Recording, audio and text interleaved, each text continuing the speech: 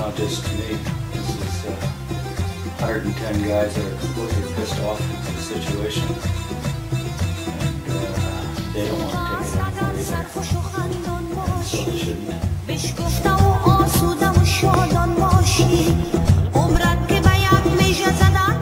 Chaos is chaos.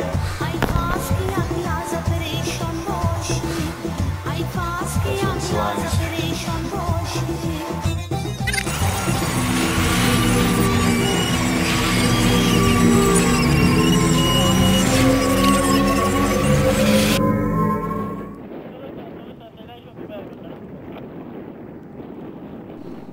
La vallée du Salang. Une route malmenée par les guerres traverse le massif de l'Hindoukouche.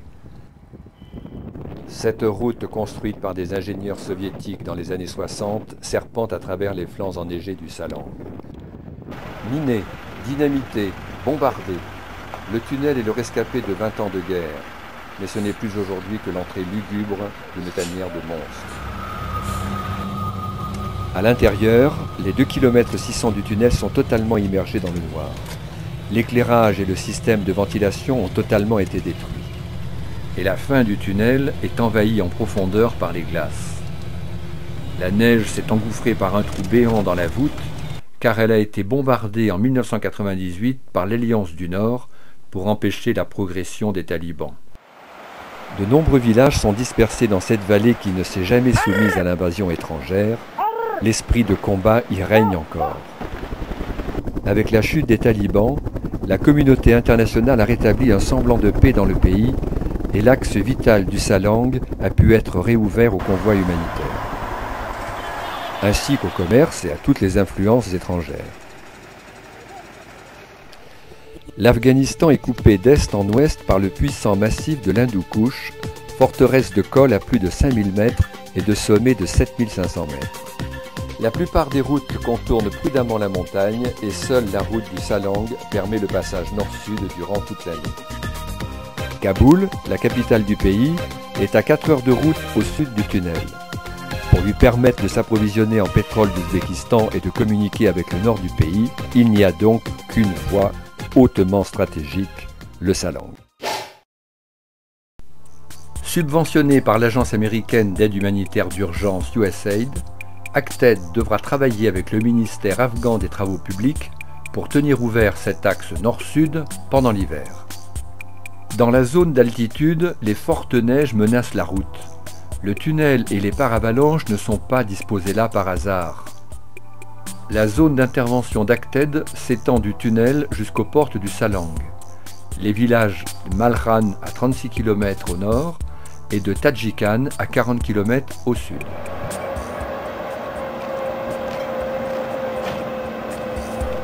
Pour intervenir sur une telle zone, ACTED a réhabilité 8 anciennes bases soviétiques dispersées le long de la route, fait déminer leurs sites et rendu salubres les lieux. 2 bases, Salang et Aftenur, servent aux interventions des 2 côtés du tunnel. Shawol et Gawalsan permettent d'accéder aux galeries plus bas dans la montagne. Holang et Louchor, situés à la limite des 2000 mètres, ferment la route en cas de problème plus en amont. Quant aux 2 dernières bases, Malkhan et Tadjikan, elles assurent la gestion alternée du trafic à l'entrée des vallées. Car en hiver, les conditions de neige sont telles qu'il n'y a souvent qu'une seule voie pour circuler. Ainsi, leurs portes laissent les véhicules passer du nord au sud 4 jours par semaine et du sud au nord les 3 autres jours. L'ensemble du système est relié par radio. Les ordres d'intervention sont rapidement transmis aux différentes bases. L'information arrive aux hommes d'ACTED qui doivent assurer la fluidité du trafic. Les premiers assauts de l'hiver se sont fait sentir mi-décembre. C'est le côté nord du tunnel qui subit les tempêtes de neige les plus dures. Celles capables d'immobiliser en quelques minutes le millier de véhicules qui tentent tous les jours de passer le Salang. C'est dans ces moments-là que les risques d'avalanche sont les plus forts. Il faut maintenir autant que possible les voitures dans les galeries. La température extérieure est tombée à moins 10 degrés. Il faut intervenir vite, de manière à désenneiger la centaine de véhicules immobilisés. À cette date, le projet est piloté depuis Acted à Kaboul. En cas de problème, Matin et ses hommes doivent agir en autarcie complète pour gérer la situation. Ils ont déjà travaillé dans le Salang l'hiver dernier. Pourtant, il règne un certain chaos ce jour-là. Femmes, enfants, vieillards sont pris au piège dans 1 mètre de neige. 8 heures seront nécessaires pour évacuer jusqu'à la dernière voiture.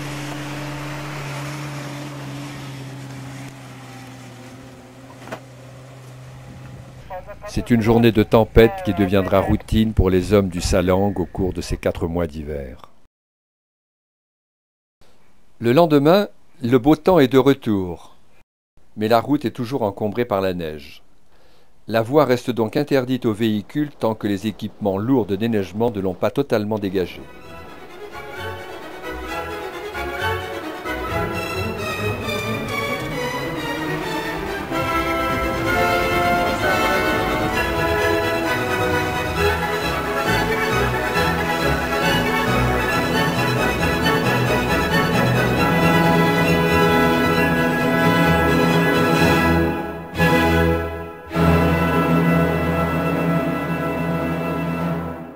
Mais les pannes ont été nombreuses, et la difficulté à acheminer les pièces détachées jusqu'au Salang a obligé le staff à utiliser souvent les moyens du bord.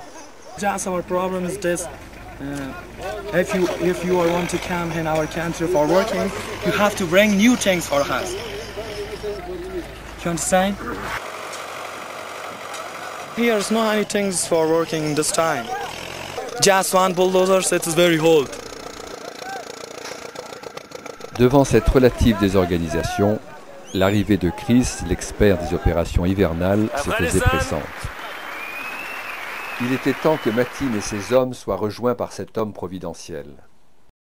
Venu du Grand Nord canadien, Chris a lui aussi travaillé dans les montagnes afghanes l'année d'avant. C'est lui qui sera responsable de coordonner les manœuvres sur le terrain. Désormais, avec Chris, un système de maintenance de la route est mis en place la nuit, aux heures où le tunnel est interdit à la circulation. Le déneigement de la voie doit se faire de façon régulière.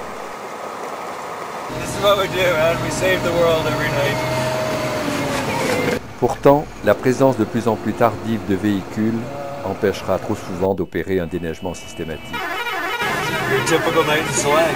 L'état de la route s'aggrave, ralentissant encore plus les véhicules. Les nuits de travail s'allongent.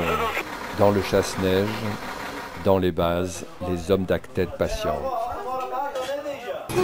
We're going to be out of here in a couple hours. I'd say another hour to get a good night's sleep for at least 3 or 4 hours, and we'll start it all again tomorrow. Il est presque 3 heures du matin. Le dernier véhicule traverse le Salang. L'opération quotidienne de maintenance peut commencer. L'hiver n'a pas tardé à prendre avantage de la situation. Une glace de plus en plus épaisse envahit lentement les routes du Salang. Par endroits, il ne reste qu'une seule voie pour le passage des véhicules. Ceux-ci sont souvent pris en porte-à-faux dans les ornières gelées creusées par les pneus des camions. Désormais, les accidents ne cesseront plus. Et les milliers de véhicules immobilisés tout l'hiver devront être tirés un à un de leur piège de glace. L'irrégularité du terrain a d'autres conséquences pour les camions. Les chauffeurs ne respectent pas les règles de sécurité. Vouloir tenter le quitte ou double en passant le plus de marchandises en une fois a souvent entraîné l'irréparable pour les conducteurs intrépides. Et lorsqu'un véhicule se renverse dans une galerie, c'est tout le trafic qui doit être stoppé. Les manœuvres pour alléger le camion afin de le tirer sur le côté prennent des heures avant de pouvoir réouvrir la voie à la circulation. Heureusement, les Afghans ont l'habitude de ce genre de situation et ils ont une technique bien particulière et efficace pour remettre sur ses roues n'importe quel engin.